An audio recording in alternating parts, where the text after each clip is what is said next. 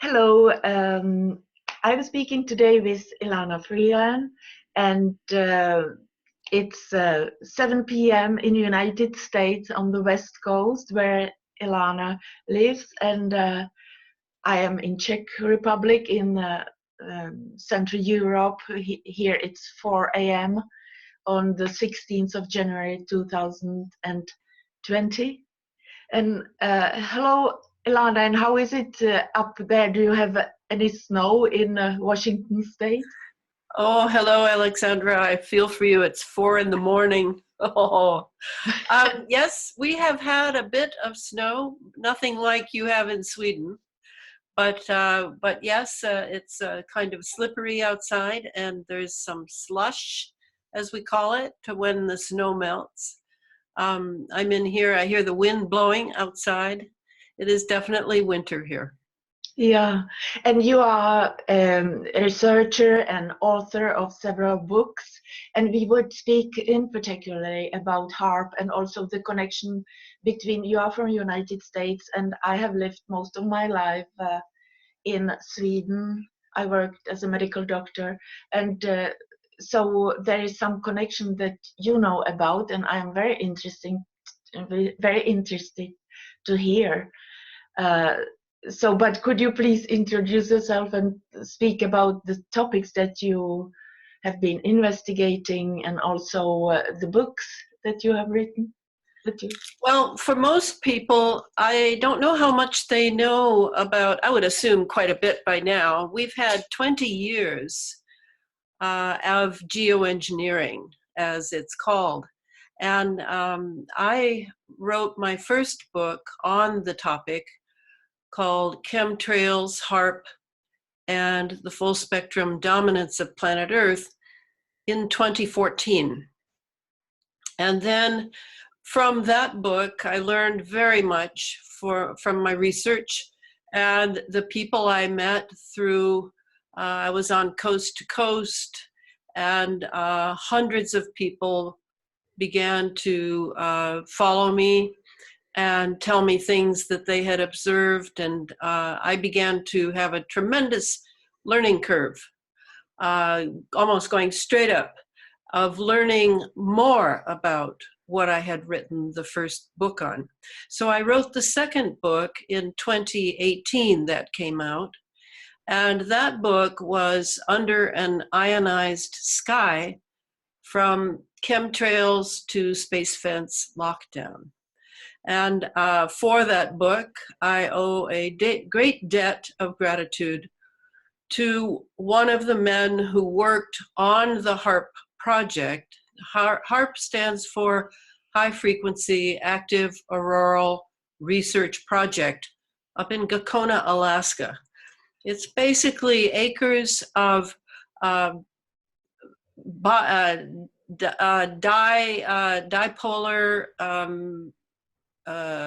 phased array antennas, and it can be focused up to the ionosphere. And that was one of the major experimental sites for about 15 years. And that was when the United States was able to control the ionosphere. And that went on till 2013, at which point the HAARP was passed over to the University of Alaska at Fairbanks. And they made a big propaganda to make it sound like they were closing it down, and they didn't know if they'd take it apart or not and put it away like, an old Christmas toy. But the truth is, HAARP is very much alive. It is one of the largest, most successful scalar weapons that in the United States arsenal. And there are many more ionospheric heaters like HAARP, not as all over. You're in Sweden, you're very near Norway. Of course, they have the iSCAT, and now they have the 3D iSCAT.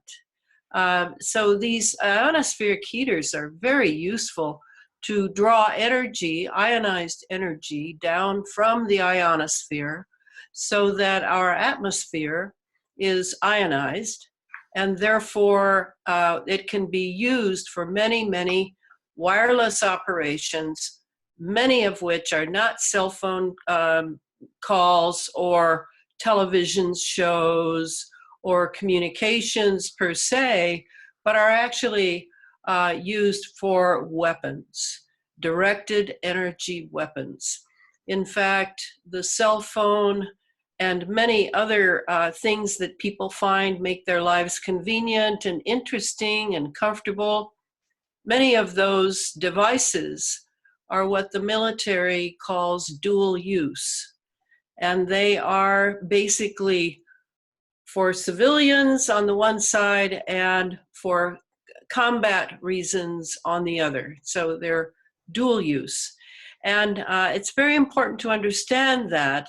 I think now people are beginning to awaken to the fact that there is a weaponizing of all the wireless technologies that has to do with military use. The 5G, for example, coming everywhere now.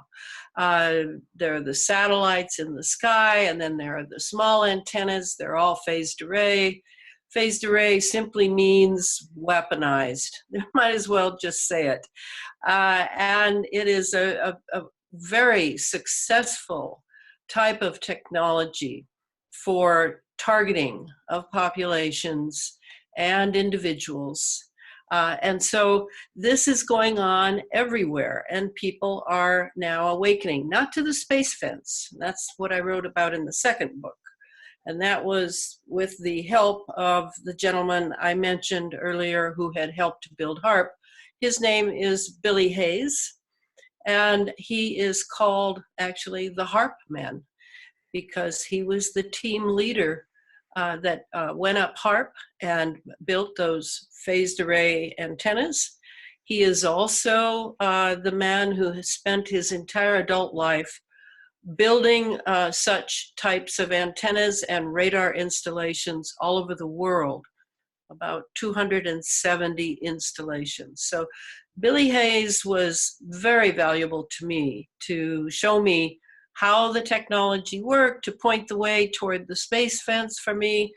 He said, you know, basically, you think HAARP is the whole story? No. You think the chemical trails are the whole story? No. There is a much bigger story here, and that is that they are making a way to envelop the entire Earth in a wireless grid above the Earth, on the Earth, below the Earth. And we, our bodies, with what is coming down from the chemical trails, we breathe it in. It's very tiny, tiny things. We have a lot of sensors in our bodies that are communication devices and can be read even in our bodies or in space or in the air. We have microprocessors in our bodies. Those are very, very tiny, unbelievably tiny computers that also are communication devices for collecting data about our bodies, about our biology, about our thoughts, everything going on inside our bodies. And we have a lot of heavy metals in our bodies because the chaff that they use to keep everything electrified so that they can have all these wireless operations that the military industrial intelligence complex needs, these metals are in us too. And that's aluminum, barium, strontium, chromium, lithium, titanium. I mean, the list goes on and on and on for conductivity. And it was when I started back in 2012 or so to get more deeply into this, I was friends with a scientist named Clifford Carnicom. And Clifford Carnicom really started the ball rolling of collecting precipitation all the way from fog to rain to snow, and analyzing what he found in the precipitation. And what he found were some very strange fibers. And when he began to look more deeply into them, he collected them from his HEPA filter. He collected them in the precipitation. He found that they were all over fruits and vegetables at stores. They were all over everything. And they were coming down from these chemical trails that the jets were leaving across the blue New Mexico sky. That was back in the late 1990s. So when he analyzed what they were, he began to see that it was some sort of pathogen, some sort of genetically altered bacteria or virus, and that it had various parts that were inside the fiber. If he could open the fiber chemically, of course, and he would find that inside were other parts of a pathogen. And he spent years studying those things. And I was good friends with him and was hearing about it. And I wrote about him in the first book and about his research. I was part of his research in the sense of my saliva and my blood. And that was when I realized that it wasn't just that this was sort of coming down from the upper atmosphere as something unforeseen and accidental. No, this was these chemicals coming from the jets were actually loaded with these fibers, and that we were not just collateral damage, we human beings below the area of space that they were loosing these things in. No, we actually were guinea pigs in an open field laboratory known as Planet Earth. And that was, when it really hit me what it meant, I realized that it was a move toward transhumanism, the future of enhancing, supposedly, the human being, the human body, the human brain, enhancing it so that it could be more useful for intergalactic travel. That's really what I came up with, because I already knew that a secret space program was running. And it was very different from the one President Kennedy had wished for before his assassination. And I became friends with Catherine Austin Fitts, who is an investment analyst, and she has done a great deal of work tracking the missing trillions and trillions of dollars from the American budget, with no idea, or no one's talking about where all that money went. And her surmise, as is mine, is that it went into the secret space program. And the space program is, we now have a space force, as you heard. President Trump has created a 6th Armed Forces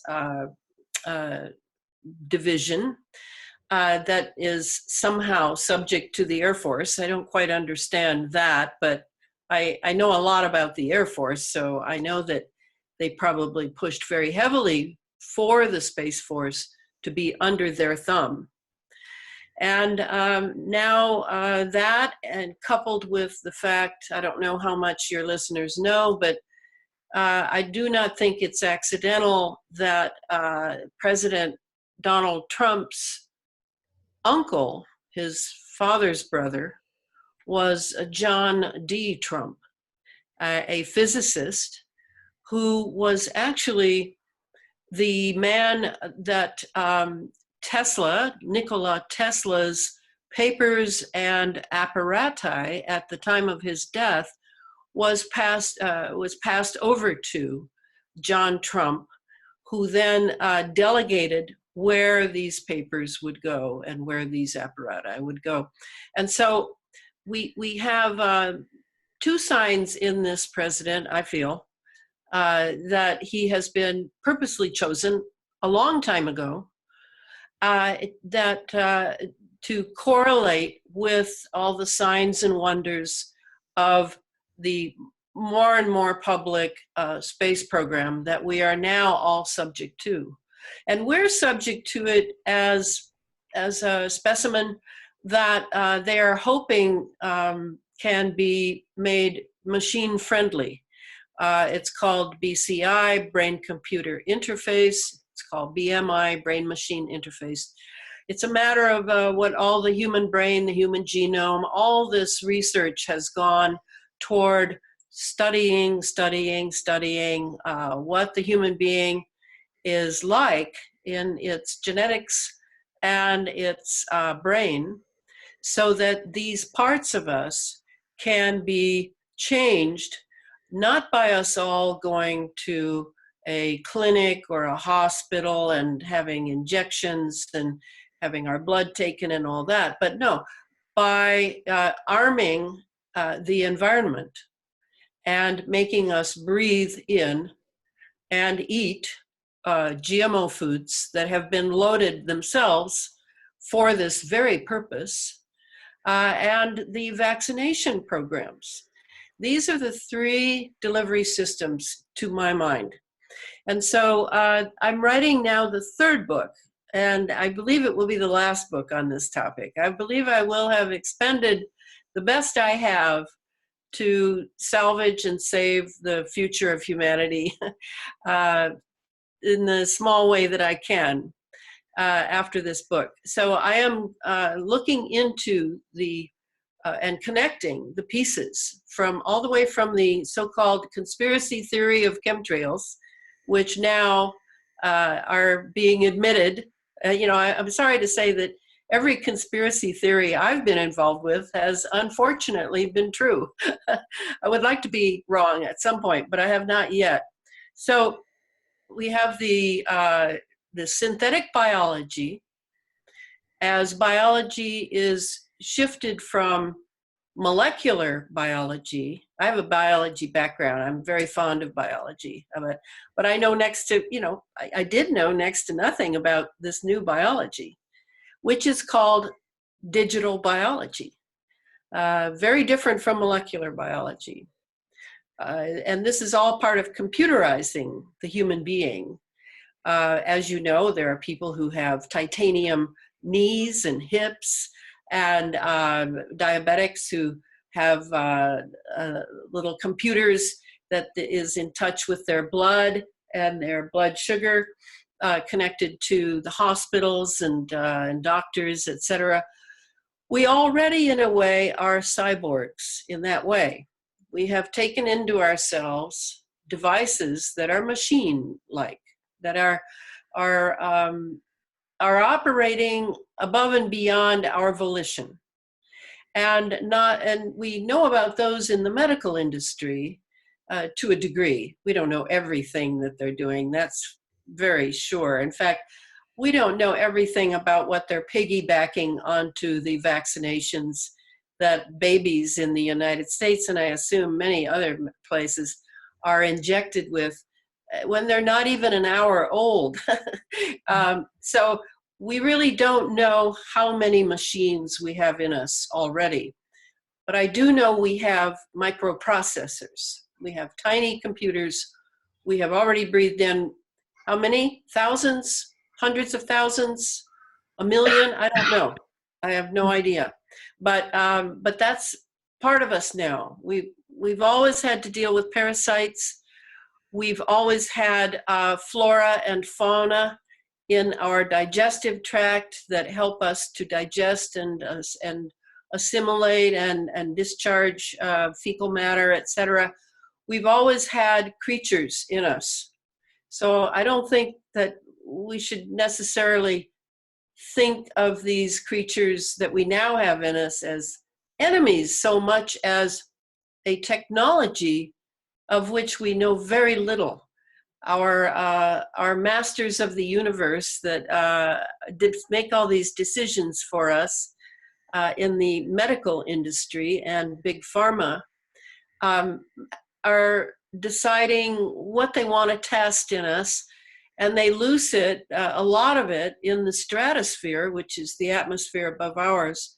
And then that filters down along with a lot of fungi that is up in the upper atmosphere and floating around from really planet to planet, as far as I understand, and like mycelium. And so all of this is coming down, down, down, and not all of it, but some of it, enough for us to breathe it inside of our envelope of air that we all must breathe.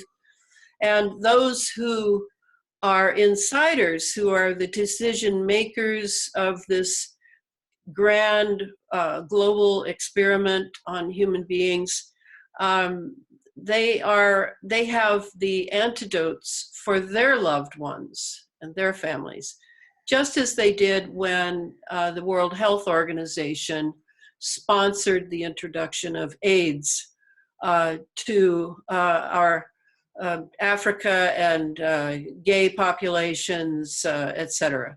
So always the global elites have an out and have a way to live with the very best air quality from devices they buy, to living underground, to whatever they choose. They certainly have the resources to afford that.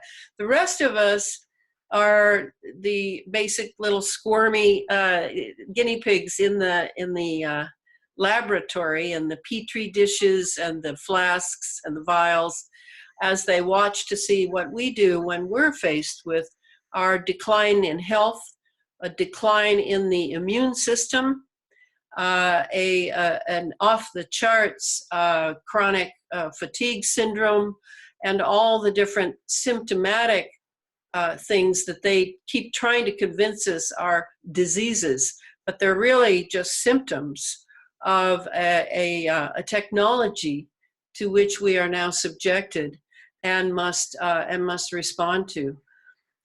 So that's kind of the odyssey I have taken, starting with these mysterious chemical trails in the sky, realizing that our weather is being engineered, and going all the way from there to realizing that there's a concerted effort to create a full spectrum dominance over the entire planet.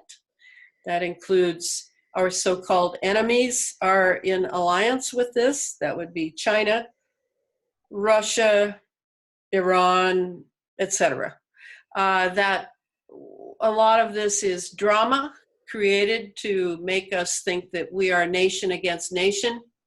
In some ways, we are nation against nation. We're people against people, as the global elites jockey for power over the entire planet in this new space age that has been going on for quite a while now.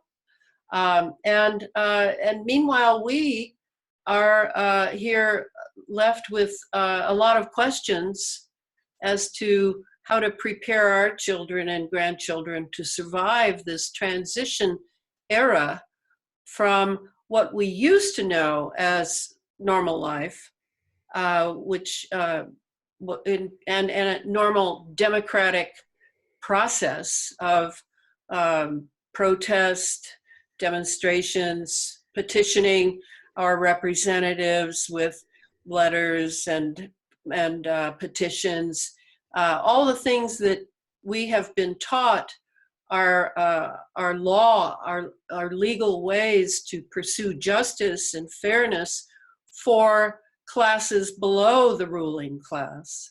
All of this is different now.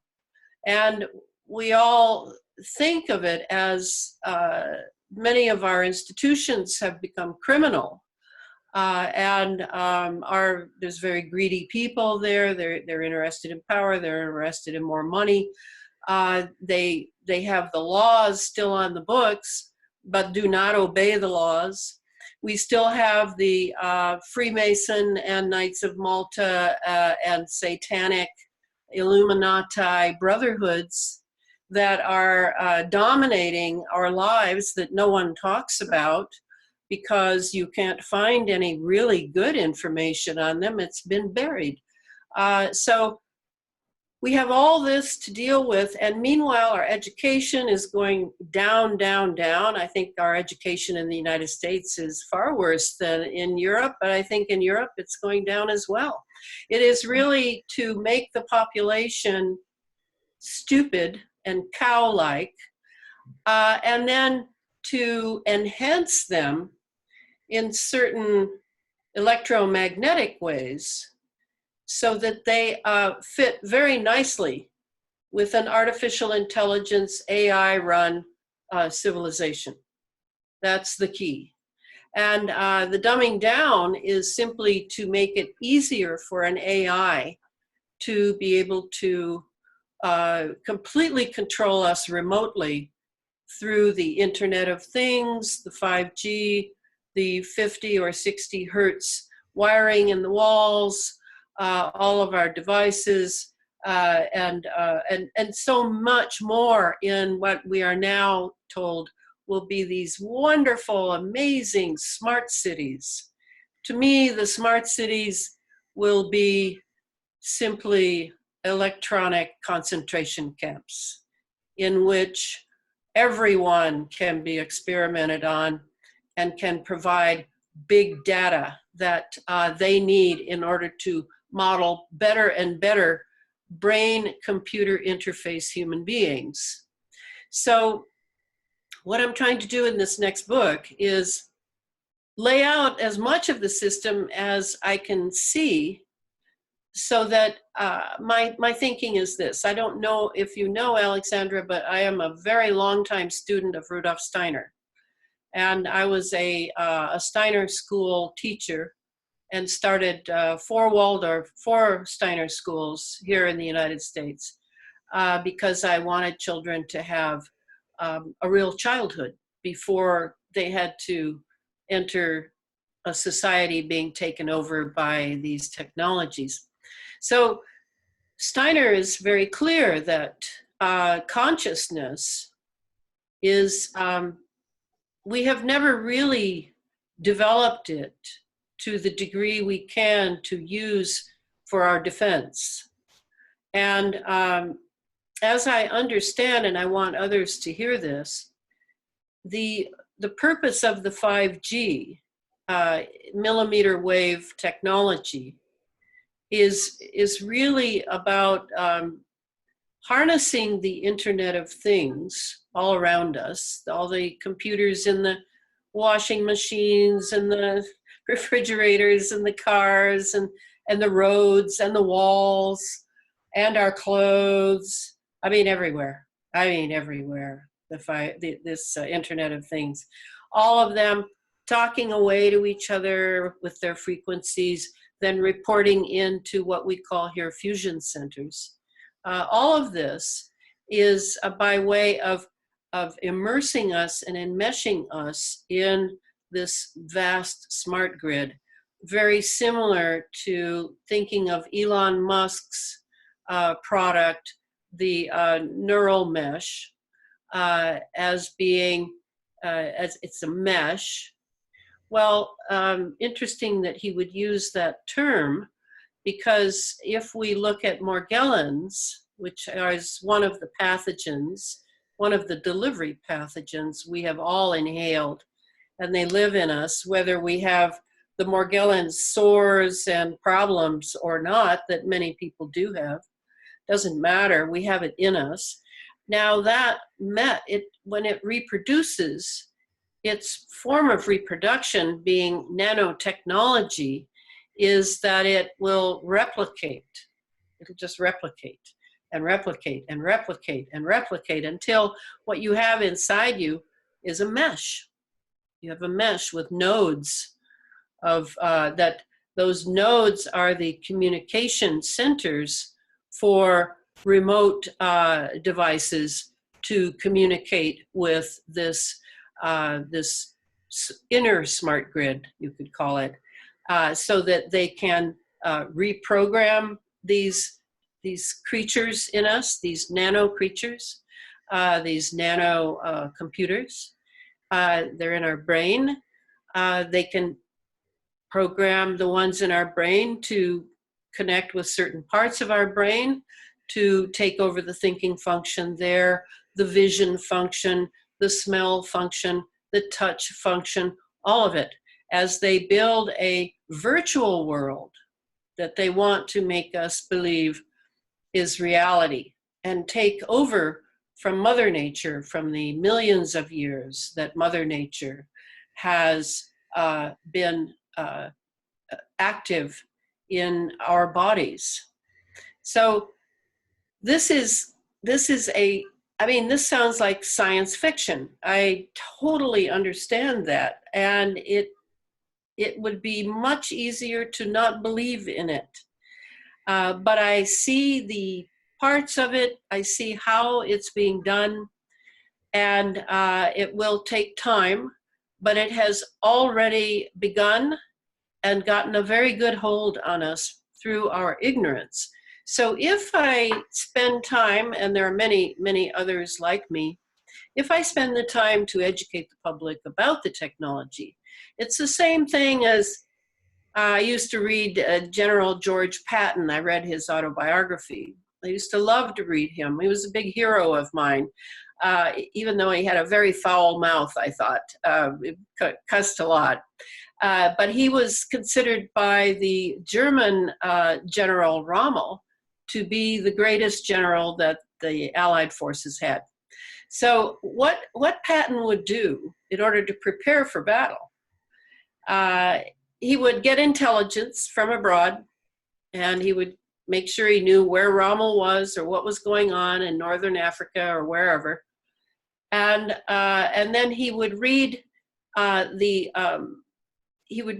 different battle accounts from all the way from Caesar and the Gallic Wars back thousands of years. He would read various accounts of battles and what the mistakes were that people made, and how the cannon worked, and how the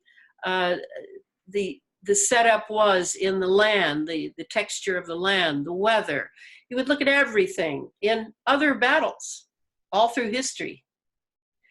And that, to me, is the way we should be functioning. We should not be burying our heads in the sand in fear and hoping that we will somehow survive this terrible plague that is upon us. We should be studying how this technology works. Most people, when I give public talks and radio interviews, most people don't know much at all about technology. They use it. They don't know things. They think it's too complicated for them. They would rather listen to the experts tell them about it. The problem now is that the experts are utterly silent, for the most part, on this technology that I'm talking about. Either they have been forced to sign non-disclosure agreements, or they have been threatened, or they want their career and the money that comes with it, or they worry about their families. Many reasons that they're silent, but the silence is deafening. And so when we would study on our own and learn as much as we can on our own, we will be prepared for the battle that is coming for us. I mean, it may not look like Australia. It may look entirely different, in fact. It may be your health or your child's health suddenly is just gone. Your immune system has given up. Now, if you don't know what it is, you'll run to the doctor, and either the doctor, who was not at all prepared in medical school for this, because this is a weapon system. This is not something you would share in medical school. Or the doctor is complicit and getting money for every drug he gives to you, knowing full well that it won't help you.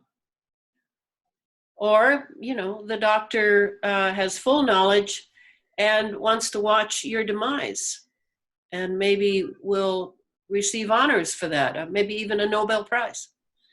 So the expert idea of waiting for the experts to help us because that's their Hippocratic oath or whatever, that's over. I certainly don't wait for that. I actually have not been to doctors since I was a child. I don't like them. I don't believe in their medicine. I studied Chinese medicine for 6 years, and Chinese medicine is 5,000 years old and much wiser, and uses nature for its cures. So we have this challenge before us, and I'm simply trying to prepare people for it. They have their own decision to make.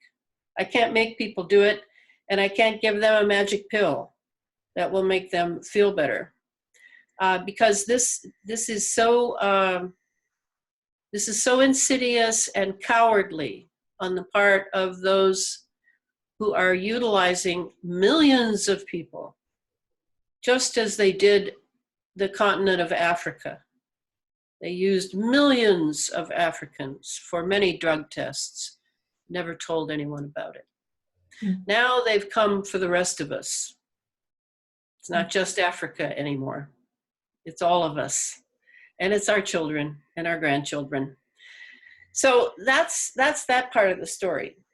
And what I wanted to do was share with you something that shocked me about a relationship that I know of. I think there are other nations involved, but I definitely know something about an agreement reached between the United States Department of Homeland Security and the Swedish government. And this has to do with yet another nasty little story hiding in all of this, of targeting individuals with electromagnetic weapons, with directed energy weapons. And as I understand it, Rauni Kilde was someone who had a great influence on me. I listened a lot to her about targeting, and she is, of course, I feel was murdered. She talked about how Sweden was leading the way on the targeting in Northern Europe. And so when I found this, it seemed to fit. And what I'd like to do is just read it to you. It's actually from my book, Under an Ionized Sky. But I pulled this out. So, all right, just so people know, before 9/11, what happened in New York City when 3,000 people were basically a human sacrifice for the technology that I write about now, because even though there were certainly detonations set off in the buildings inside previously laid, that was really a showcase demonstration of the HAARP directed energy weapon. There's no question in my mind. So after that, the Department of Homeland Security was created. All of America sort of looked at that and went, oh, what kind of a name is that? Department of Homeland Security. We'd never heard anything quite like it. Usually it's national this and national that. Homeland reminded me of the Nazis. They use that term a lot. It's like, is it Lebensraum? Lebensraum? Yeah. Like a living room? Yeah, Lebensraum. Yeah, Lebensraum. So right away, I figured it for a fascist new department in the American government.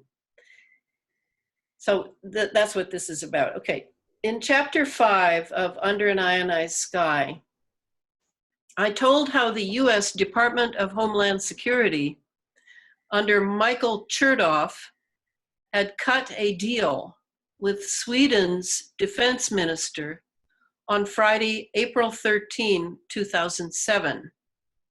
The, quote, agreement between the government of the Kingdom of Sweden and the government of the USA in the area of scientific and technical cooperation for the protection of national security, end of quote, gave Swedish biotech corporations, institutions, universities, laboratories, etc., access to billions of National Security Administration dollars.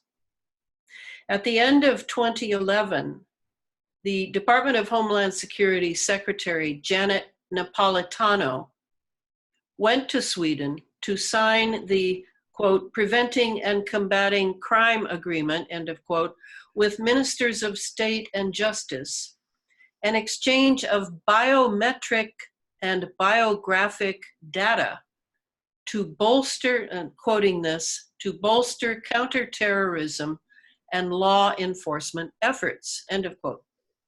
In 2016, the Federal Communications Commission in the US turned over the routing of billions of cell phone calls and texts to the Swedish tech giant Ericsson's Telcordia.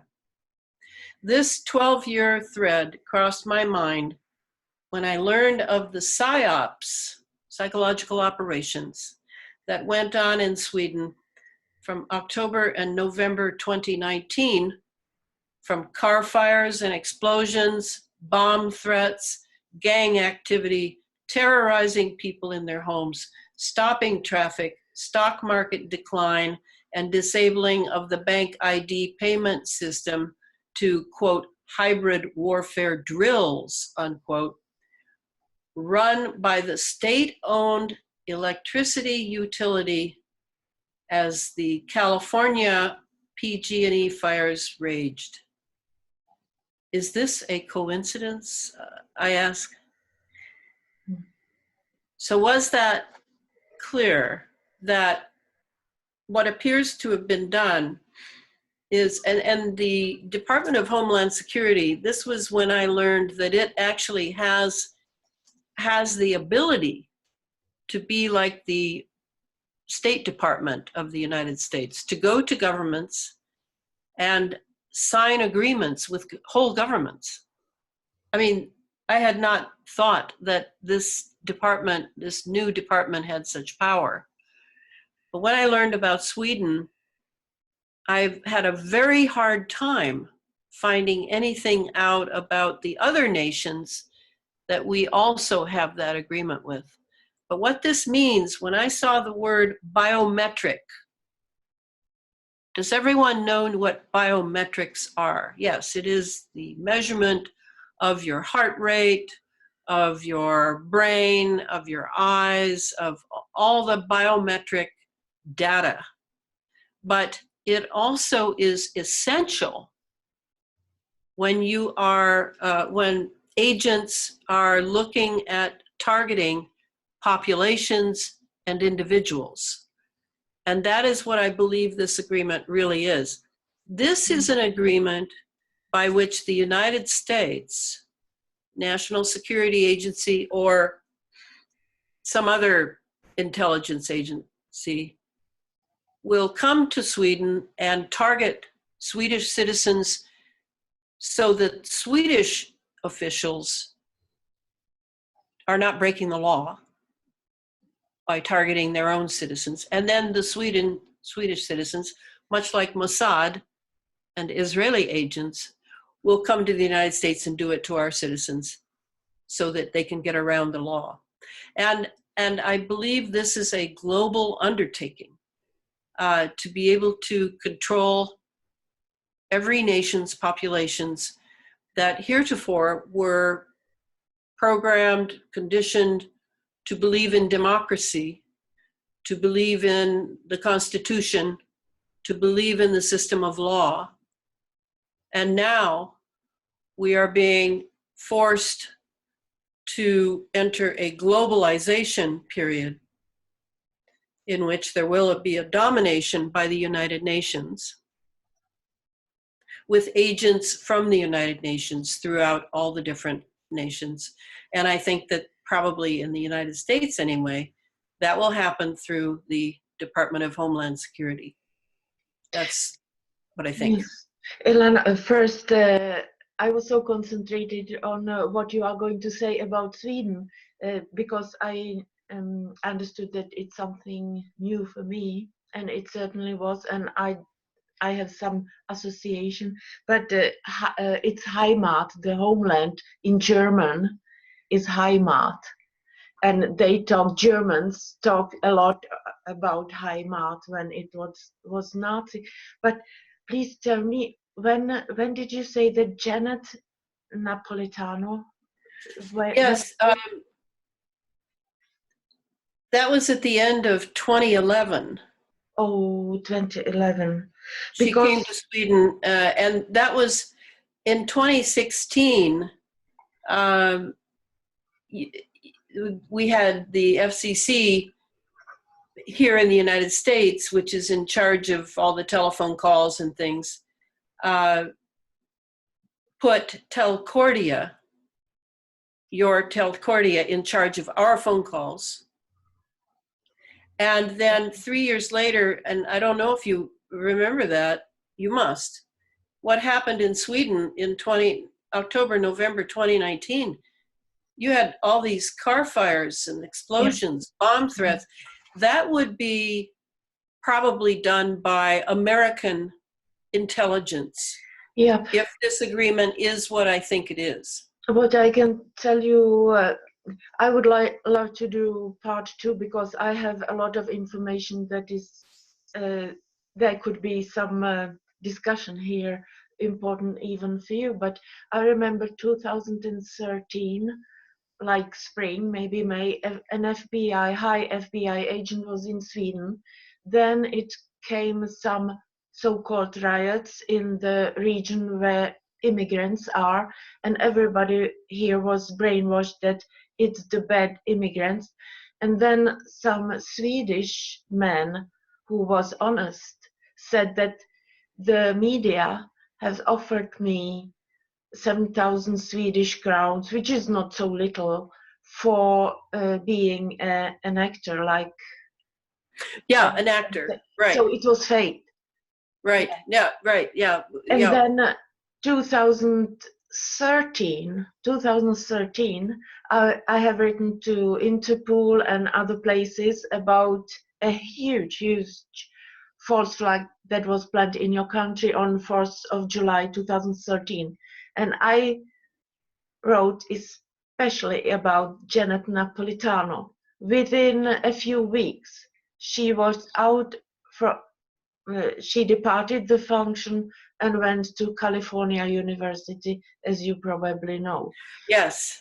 So, and there were, maybe you know about the, right before this false flag, I can tell you this huge thing in your country. It will be huge, many deaths. And so on 4th of July, they were preparing it like that Janet, first Obama was in Russia, talking about some, in case it would come, I believe, natural disaster in United States, if they would have, yes, 5,000 Spetsnaz soldiers or 15,000 or something like could come, or Spetsnaz top military trained could come to your country to help.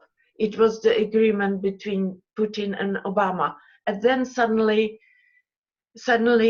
Janet Napolitano, I remember, right before 4th of July 2013, she took, I don't remember if it was 5 or 15,000 Spetsnaz top military guys. They were placed in FEMA region 3, which is like around, is it New York, Washington, DC? Right. Mm-hmm. And the morning, the huge thing would happen in the evening when the fireworks went. I knew it. And it was in particular three towns. One of them was New York. And already in the morning, I stopped the false flag here in Czech so-called Republic by fax because they were blocking my emails. So I went and sent a fax.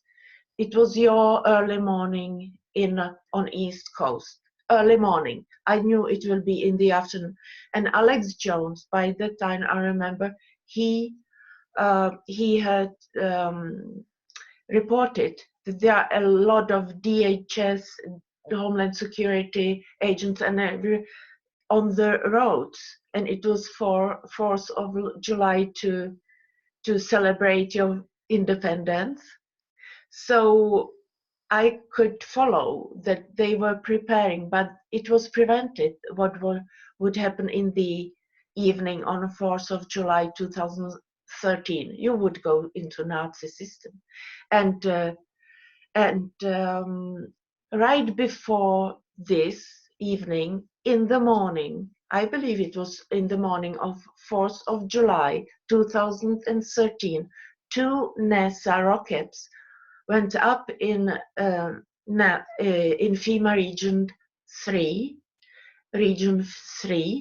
and there is documentation that they were spraying lithium. Yes. Yes. It was yes, I remember that. For this false flag that I for that false flag event. Oh, I see. It was so huge. It was so huge, and yes. It was, you would get, and then it continued. These and then they canceled it. Yeah, they had to, and because I wrote the word Nazi, New World Order Nazi, and I wrote the name Janet Napolitano. So within weeks she was out, and she was in California. She became the head of the regents in UC California system. Yes, yeah. And education and nice. It's so nice. Yeah, that's why they put them all. You see it here in this so-called Czech Republic. It's the same head of everything that is ruling here: media, secret service, military. Same thing. Because he's from Belgium and lives in your country. Yeah. The man number 1 in the world. And Belgium, former, like Antwerp and Holland. You know, he wants to rule from New York and come into Jerusalem. We are talking about religion now, satanic religion. Yes. Against us. So, and if you know that he's from Antwerpen originally, it was Holland, it was Dutch, but now it's Belgium. Baal, Satan. Balfour Declaration, Baal. You hear how they are working. So, one center in your country with development of genocidal weapons, and now we have here in Europe United EU, it's Belgium, NATO Belgium, the highest court like for humanity, one would say Hague, it's the region of that. The Europol, so-called police, European, it's in Hague also. And do you know what year it was started? Or it was year 1998, and 1998 is 666 plus 666 plus 666.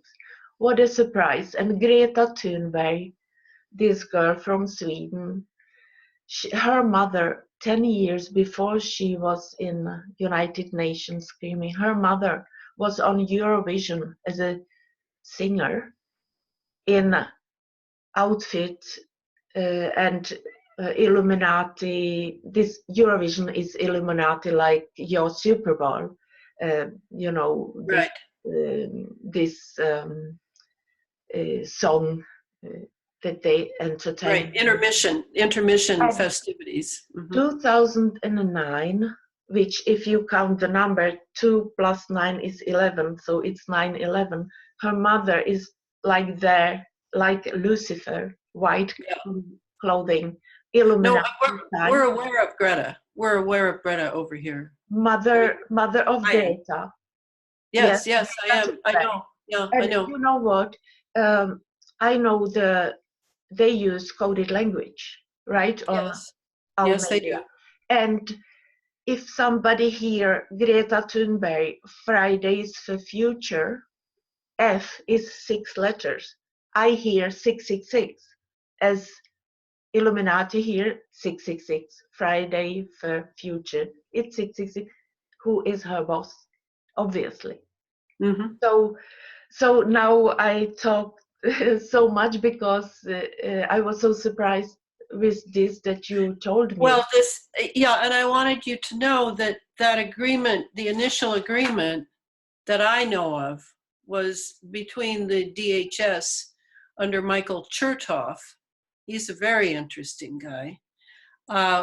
Was signed by Sweden's defense minister, military, Yes.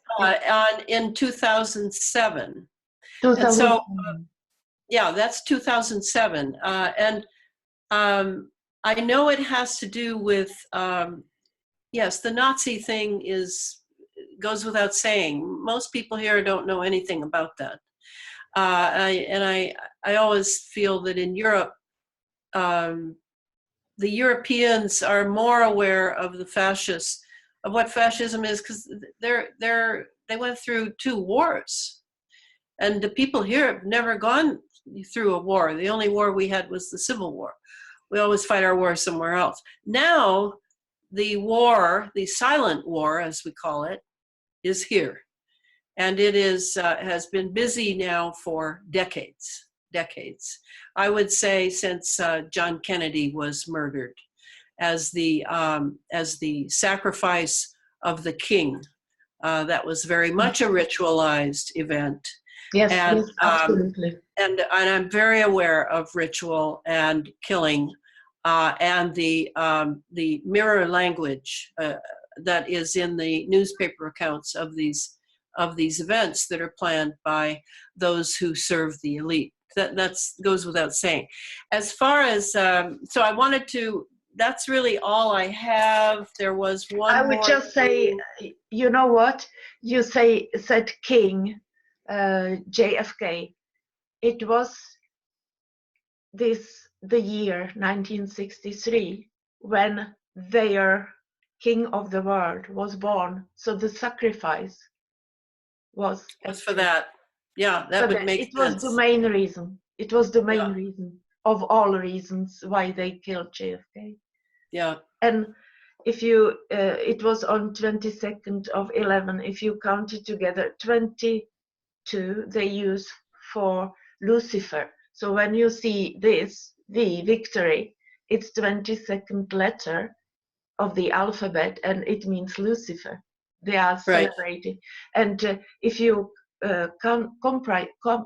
count together 22 and 11, it's 33 degree Freemason. And also JFK, when you count the number J10, F6, K11, it's together 27. Maybe people have heard Club 27 when they murder, for example, artists, songers at the age of 27, and it's because it's 999 and upside down it's 666. It's like their rituals. Now we're in your, obviously, your realm of strength. You really understand these things. You've spent a lot of time on it. It's very important. I wanted to say one more thing. There was an interview done regarding the Swedish and the Department of Homeland Security. It was not a great interview, in my opinion, but it was about the USA-Sweden targeted individual network. And that was done by someone who is very aware of the the mirroring language and the Illuminati and all that. And that would be Alfred Lambremont Webre. Yeah. And he did an interview with a woman named Nina Gonzalez, Okay. who is a targeted individual. And that was on December 7, 2019 was the interview. And she was very knowledgeable, I felt, about some of what I referred to here.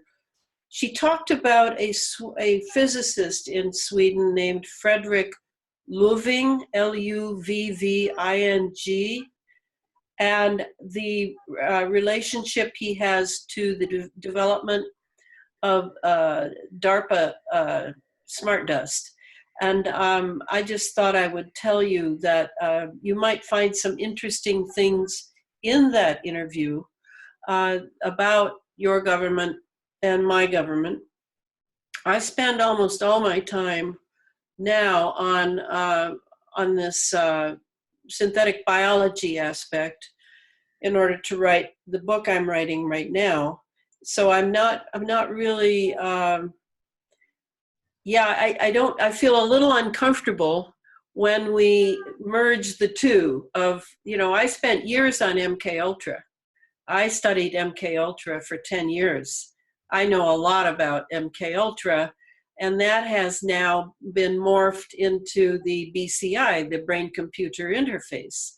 And it has to do with the targeted individuals. And, and that's why I was interested in two governments sitting down and making an agreement that neither of their people agreed to, that the people have nothing to do with the agreements these people come to in order to utilize the people for their own purposes. And that really irritates me very deeply.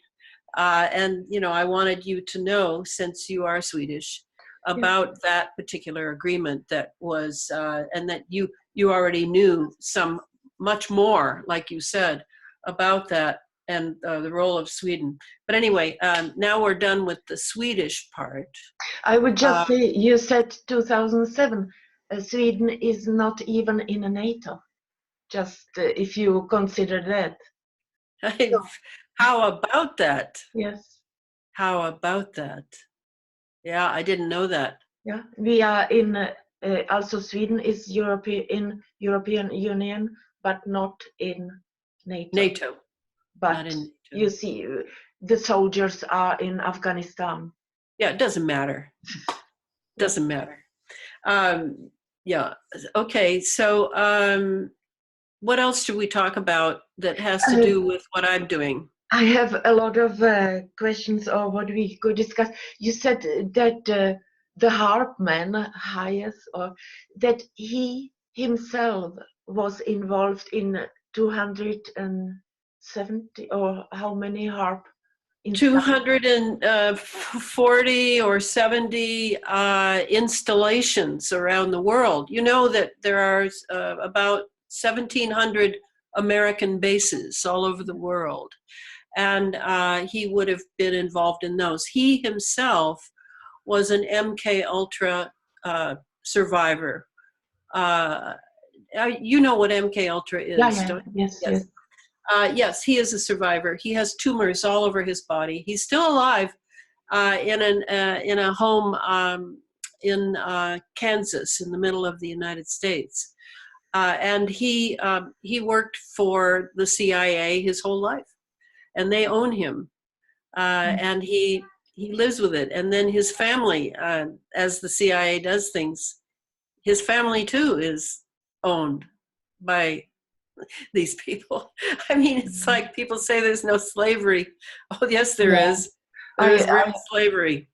I have heard even on David Icke, he said that he met somebody wanted to speak with him in the United States if he worked for military or CIA, but some scientists who believe that he's working for the people, for the homeland also, and then found out that it's the opposite, so he wanted to quit and they didn't let him go, and he woke up somehow with a patch here, and that it must be he must get something every third day, every 72 hours, otherwise he would die. It's a blackmail on. Yes, and it's gotten much more sophisticated than that since then. It's, you know, there are so many people who are controlled now. Yeah. So many people. I really don't know the difference. What other questions did you have? Yeah, it was that I didn't hear quite which year he stopped working. Billy?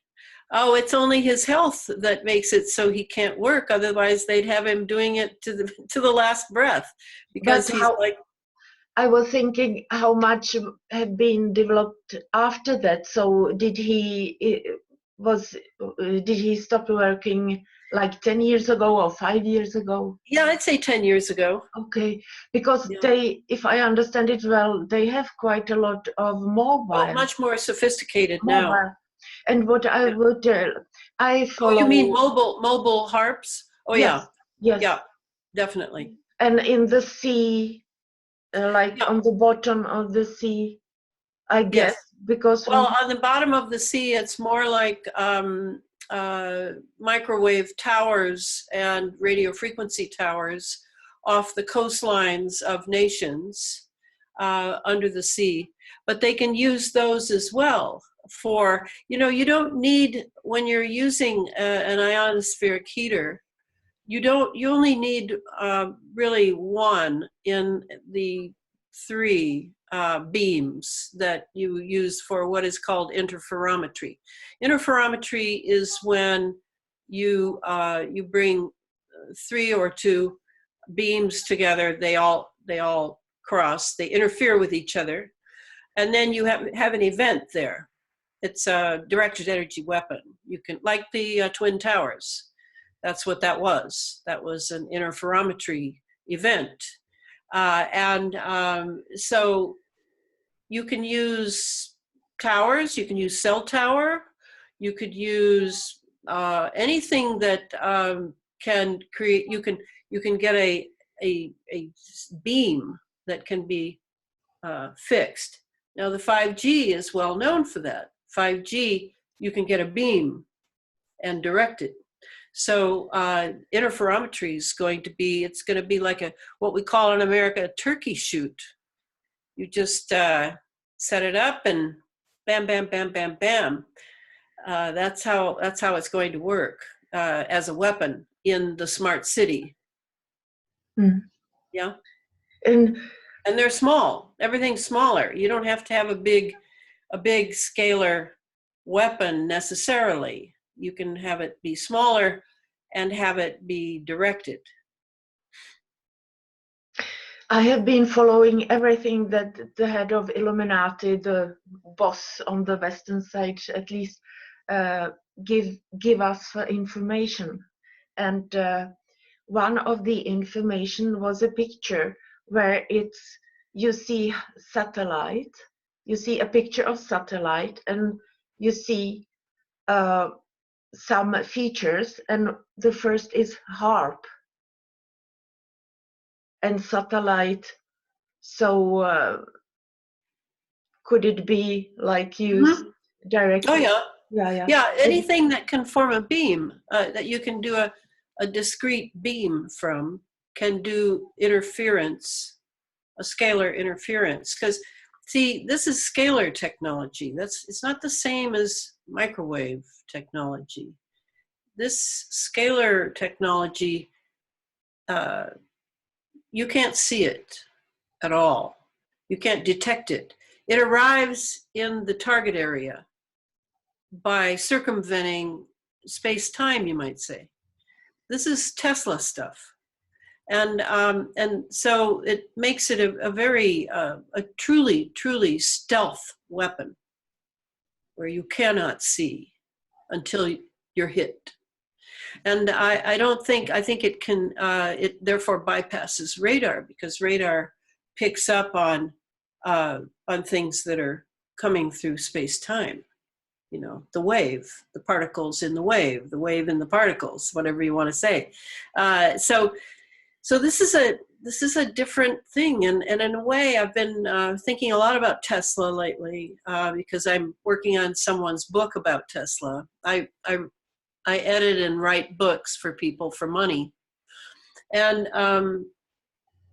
Tesla stopped working, really, once he realized that everything he was doing was being weaponized.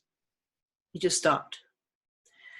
But when he died, they took everything, and eventually, once they had the ionized atmosphere, once it was ionized after HAARP experiments, they were able to fully use Tesla technology. And it's been a birthday party for the bad guys ever since. Do you have possibly any information that he has the access that he could read the literature in Vatican, where the old technology probably the people believe that? No, I don't. I know Tesla had extraordinary abilities, but I don't know anything about that. Mm. Because people believe that the library of Alexandria, it was like 48, the fire was like 48 before BC.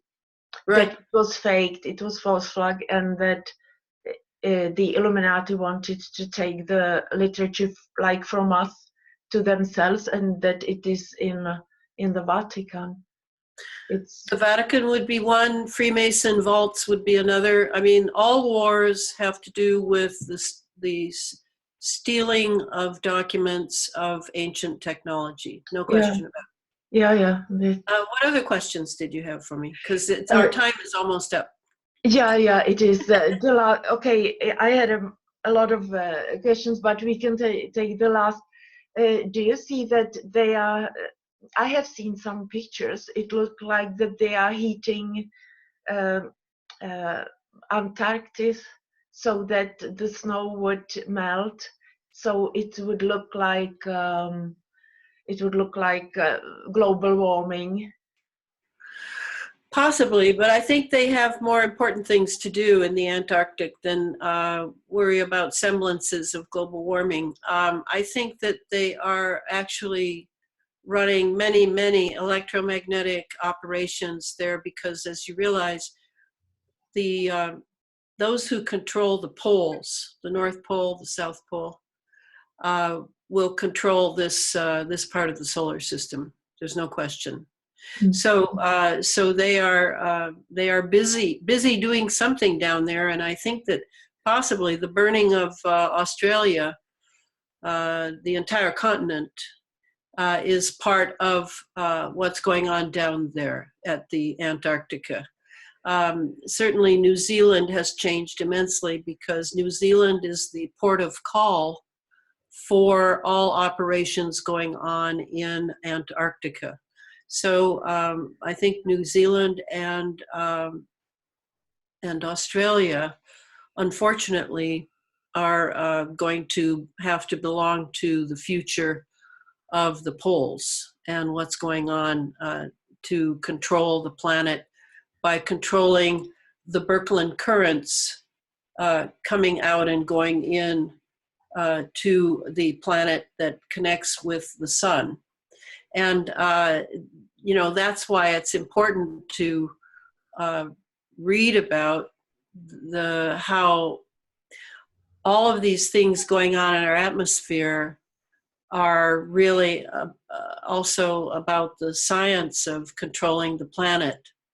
And a lot of experiments are being run up there. It has nothing to do with Planet X and Nibiru and all these things that people contrive in order to explain to themselves why they see these events.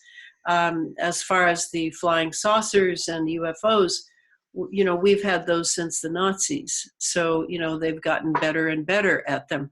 We don't have to import it from some other star system or aliens. I get very impatient with that, not because I don't believe in entities. I do. I know they exist. But it's as if we want to avoid looking at the science that has gone so far since Tesla's murder. And we need to really understand the technology so that we can prepare the future generations for what's coming.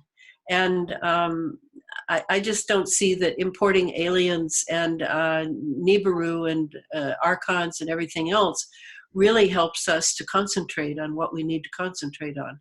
Maybe I'm missing some part of the picture here, but I'm not the least interested in any of that, though I know much of it exists. But I'm interested in the human drama. The human drama is why I fight so hard, because there are those on the planet, whether they're entirely human anymore, I do not know. I certainly know that to go through initiation rites, satanic initiation rites, whether they're Illuminati or not, can guide you right into dimensions that are no longer human. I know that. So whether these people are human or not, just because they have 2 arms and 2 legs and a head, I can't speak to that. But what I do know is that my job as a spiritual being is to concentrate on the human dimension and to prepare human beings to protect their humanity, because we are in a big evolutionary curve, not a physical evolution, a spiritual consciousness evolution, and that we must protect that. We must not allow them to enslave us by AI systems that are literally inside our bodies. So what I'm really concentrating on is developing a relationship, you might say, with these nanobots inside me, to come to an understanding that I am the one with the authority here. And how will I do that? If my immune system is weak, if I don't eat the right food, if I don't take care of myself every day, if I don't have thoughts that are growth productive and not filled with fear and violence and anger. I mean, this is like a tremendous opportunity for us to develop ourselves and hold ourselves to what I consider an impeccable warrior stance, that we can actually take authority, human authority, over these entities that are coming from other dimensions. And certainly the nanotechnology, we didn't get to talk about that this time, but the nanotechnology are from a different dimension, a quantum dimension. They are not from a natural dimension. And so they have a different consciousness, and they do have a consciousness. They have a swarm consciousness. They have a hive mind consciousness. And they will do the will of the algorithms, which are like spells cast by dark magicians. And they will do that. But in my body, here, I can have authority over them if I simply set a standard for myself to live and be in relationship with them and command them myself. This is what I think is true, but I'm experimenting on it with it. I mean, everything's an experiment now. Everything's in an experimental mode because we are living in a transitional age. The old age is gone and the new age is not here yet. So it's a very vulnerable, precarious time. And we must develop communities of thought and openness towards science and technology to understand how this is being done, so that we can get rid of the cobwebs of fantasies and calling them spiritual. I don't know. They look like fantasies to me. We really need to really study the technology, and I'm a good example. I don't have a PhD in physics. I don't even have a master's in biology, but I know about things. I study things, and I try to write so that people can use the information to further their ability to, 1, control themselves, and 2, control the technology being used against them. I think it's very possible. Yeah, it's thank you so much. Could you please tell the viewers where they can find you, your homepage, your maybe YouTube channel or Facebook?